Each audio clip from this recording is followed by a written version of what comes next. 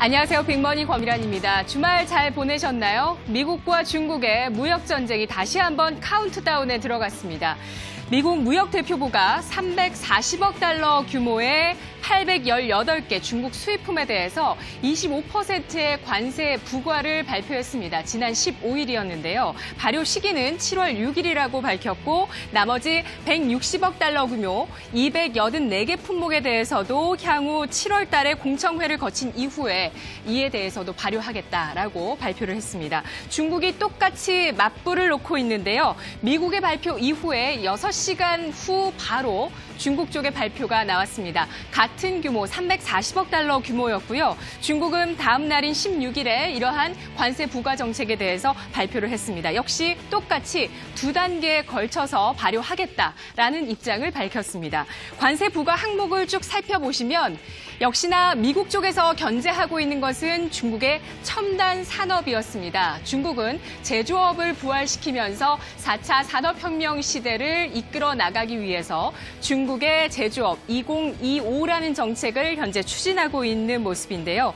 이렇게 G2, 미중 간의 무역 분쟁뿐만 아니라 EU와 일본으로까지 글로벌 무역 전쟁으로 비화될 가능성이 제기가 되고 있는 가운데 이 4차 산업혁명 시대의 주도권 다툼이 굉장히 치열하다는 한 단면을 이 무역 전쟁을 통해서 확인할 수 있는데요.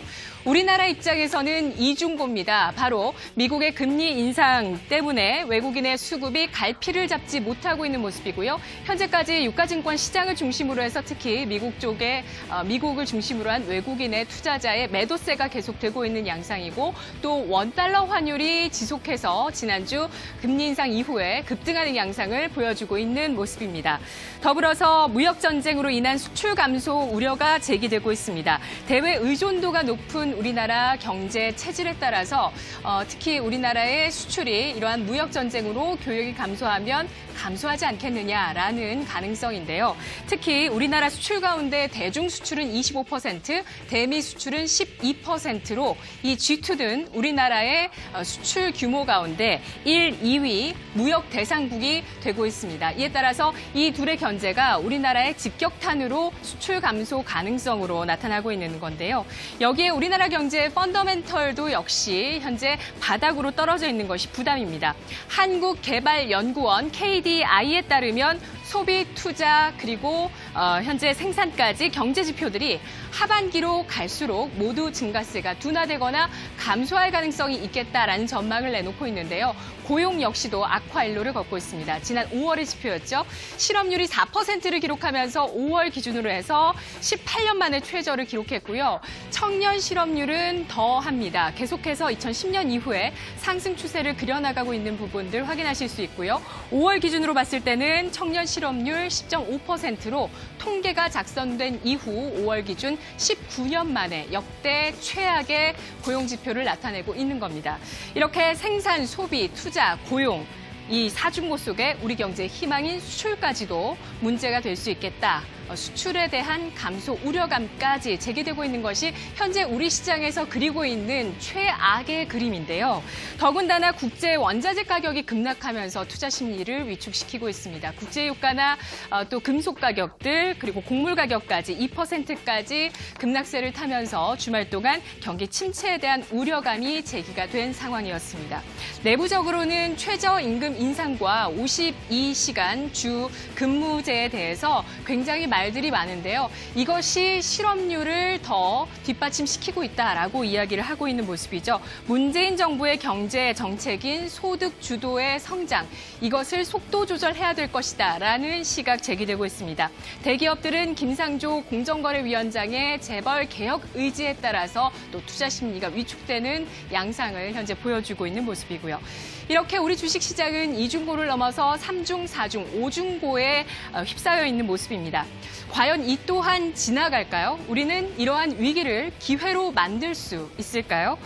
미중 무역 전쟁은 두 단계로 진행되는 것 자체가 협상 가능성을 열어두고 있는 것이기 때문에 7월 6일까지 극적 협상 타결 가능성도 있겠다라는 것이 시장에 남아있는 낙관적인 해석이 되겠고요.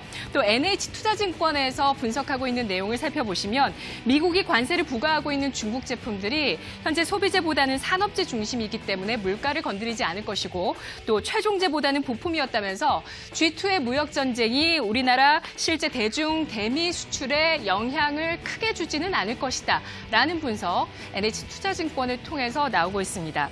자, 4차 산업혁명 시대에 걸맞는 성장 동력이 현재 필요한 구간입니다. 4차 산업혁명 시대에 필요한 로봇, AI, AR, VR, 그리고 사물인터넷, 5G까지 여기에 걸맞는 글로벌적인 수준의 기술이 필요할 것이고요. 더불어서 IT 대기업들도 현재 시대의 변화에 도태되지 않는 한 발짝 더 진보하는 현재 움직임이 필요합니다. 문재인 정부의 경제정책 4가지 축이 있는데요.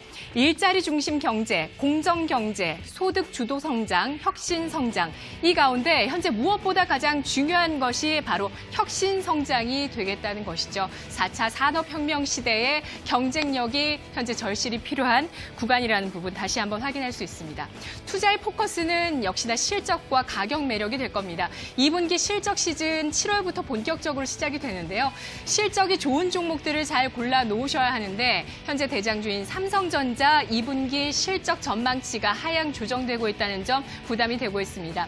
현재 우리나라 시장의 코스피의 PR은 8배에서 9배 수준으로 거래가 되고 있는 가격 매력도 시장에서 주목해 보셔야 되는 부분인데요. 미국이나 여타 국가들 대비해서 절반 수준의 PER, 현재 코스피 지수는 가리키고 있습니다.